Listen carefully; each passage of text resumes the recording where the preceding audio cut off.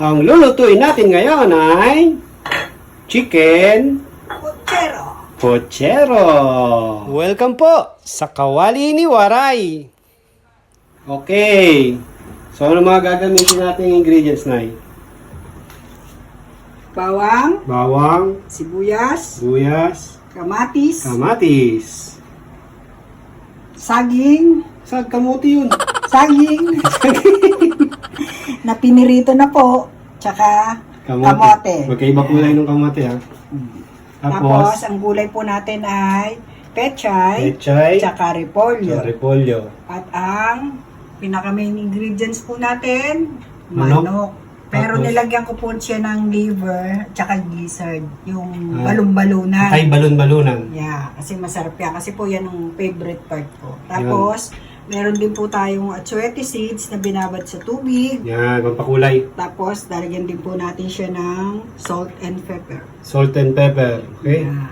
Gagamit din po tayo ng mantika, panggisa. Siyempre, matik. Okay, ang sibuyas.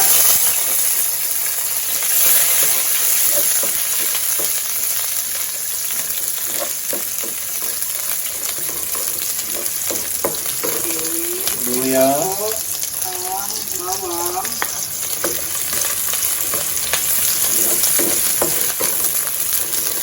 Ang bawang, may gisa. Lahat ng niluluto may gisa. Halos lahat. Kamatis. Yun. Ako po ako nagpupusyero, ginagamit ko po sariwang kamatis. Hindi po ako ginagamit ng kamatis na mga pinipisa. Okay. Masarap lang lang sa mga sariwang kamatis. Para sa akin, gawa ko po sa iba. Pero pwede rin yung mga tomato sauce. Depende po sa gusto mo.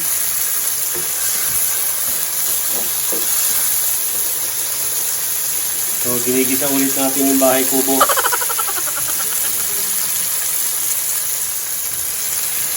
Tapos, ilagay natin siya ng 40 piso. Yan.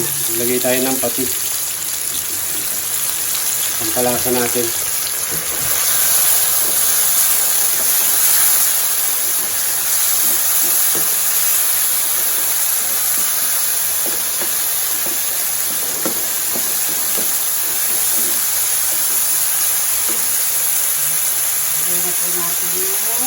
Yan. Yung natay balon-balunan at saka yung manok. Sasangkot siya, no? Sasangkot siya. Ay, paborito mo dyan, yung balon-balunan? Saka yung natay? Kitatay yung natay sa yung balon-balunan. Mapapansin nyo, konti lang yung laman, di ba? Kasi mas gusto nila yung mga gulay lang. Hindi na sila masyadong kumakain ng mga karne-karne. Na konti lang yun. Mas gusto nila yung mga gulay, repolyo, yung tawag yun?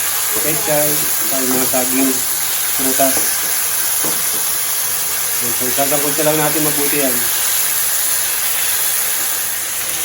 Yan. Okay na ba yan? Oo. Pagkakaroon natin na Yung atsuete. sige para maganda na siya. Yan. Para magkakulay na. Tapos, bigyan natin siya ng Tubig. palambutin po natin. Okay. Ang palambot. Yan. Hintayin na lang po natin siyang kumulit. Ganda. Takpan natin ulit. Tapos tatakpan para hanggang sa lumambot na. Sabi ni kay Ronnie, hindi ka naghahalo. Pakita natin, nahalo mo. Shoutout pala kay Kuya Ronnie, tsaka kay Ate Kay. Eh, nahalo na niya. A few moments later. Yun, mukhang malambot na yan. Mukhang luto na yung... Ang tawag dyan? Manok. Atay at balong-balungan. Bigyan po natin siya ng isang Chicken cubes. para umangat po lalo ang lasa. Ayun, para lalo siya maglasang manok. Manok na manok. Lang siyang titilao.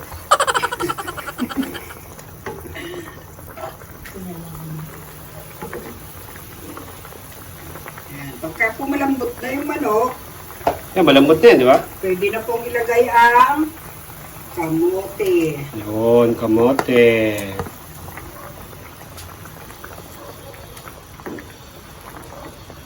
Kamote muna. Konti lang, sandali lang po. Mga ilang minuto lang. Susunod na po natin agad yung Anong saging pala yan? saging na saba. Ah, saging na saba. So, saging na saba gagamitin nyo ha, hindi yung mga latundan ha. Hindi yung mga latundan tsaka ano. Ano pa ba tawag sa lakatan ha? Saging na saba na prito na prito. Na prito. Hindi na po natin gulay. Grabe. Ganda. Nalagyan natin gulay. Pechay muna. Opo.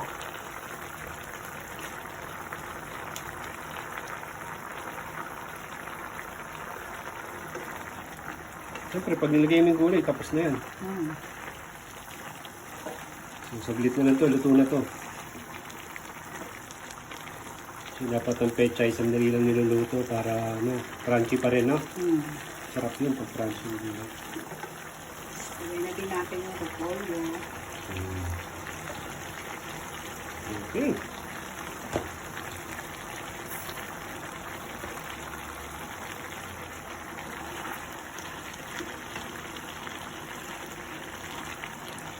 Kutserong gulay.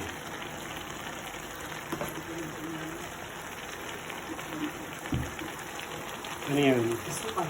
Sukal. Lagyan po natin ang konting brown sugar. Yun, para tumamis. Konti lang. Huwag masyado marami.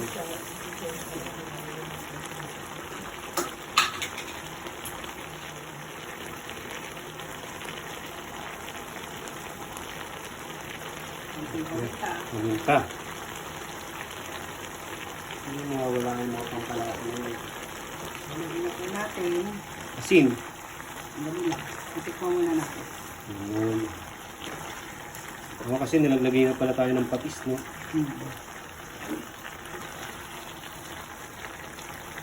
Tikman nyo kung kailangan pang lagyan ng asin, saka ka lang magdadagdag. Baka umalat eh.